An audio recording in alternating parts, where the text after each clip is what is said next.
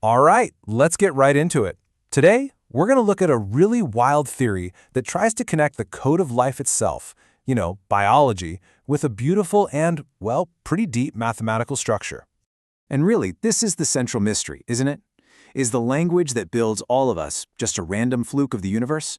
Or is there some kind of underlying logic, a hidden message that we just haven't seen yet? It all starts right here, with this shape we all recognize, the DNA double helix. This is the instruction manual for everything alive. But written inside this code is a pretty profound mathematical puzzle. So here's the first number in our puzzle. The genetic code is written in these three-letter words, right? They're called codons.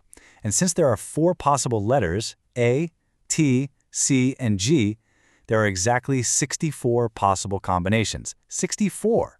And here's the second number you need to know. Those 64 codons don't have 64 different meanings. Nope. They all get translated into just 20 different amino acids, which are the building blocks for proteins, plus one little stop signal. So that's a grand total of only 21 possible outcomes. So this is the big question. How on earth does life take 64 different inputs and funnel them all down into just 21 outputs? Is it just kind of messy, a system that evolved over time with no real pattern? Or could there be a mathematical machine hiding in plain sight that explains this exact ratio? Well, to find that machine, we're going to start with something you probably remember from math class. Good old Pascal's triangle. It's a simple, really elegant pattern that's built on just adding numbers together, and it is packed with all sorts of cool mathematical secrets. But what if this was only half the story? I mean, what if this familiar triangle had a reflection, a kind of antimatter twin that wasn't built on addition, but on subtraction? And here it is. This is the Perez Hourglass, the idea of a researcher named Jean-Claude Perez. What he did was take Pascal's triangle for the top half, and then he just mirrored it, creating a bottom half using subtraction instead of addition. It's this one single structure that connects both in an infinite fractal.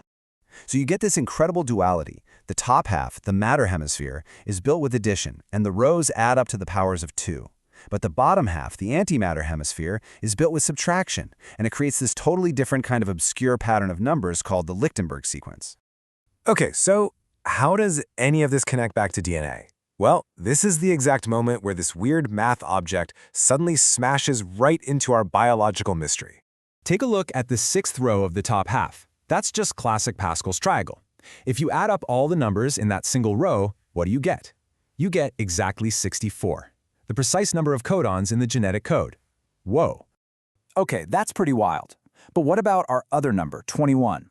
Well, for that, we go down to the southern antimatter hemisphere. Now, it's got negative numbers in there, but if we go to a very specific row, row 17, and we add up the numbers, ignoring the minus signs, just their absolute value, the sum is exactly 21, the precise number of outcomes in the genetic code.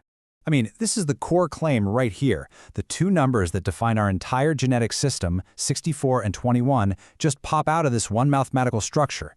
And get this, the theory says they're linked even deeper. If you add them together, you get 85, which is the very next number in that southern hemisphere special sequence.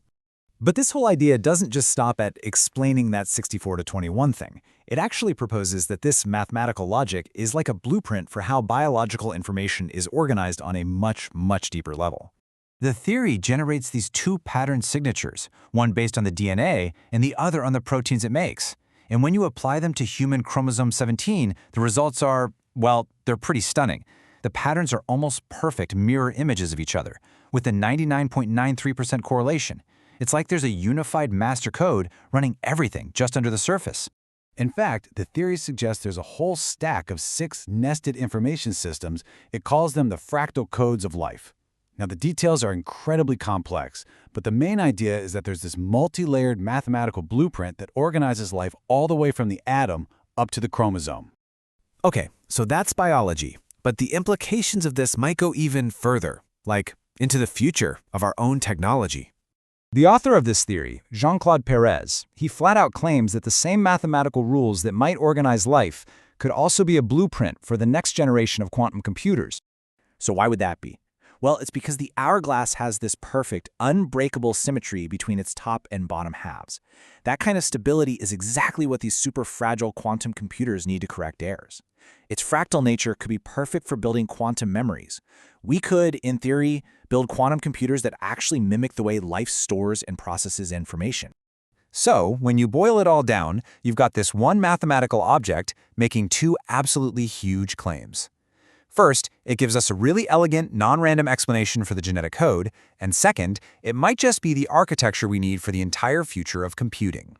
And that leaves us with one heck of a final thought. What if the deep, hidden code that life figured out billions of years ago is the exact same code we need to unlock our next technological revolution? Could the blueprint for life and the blueprint for the future of computing actually be one and the same?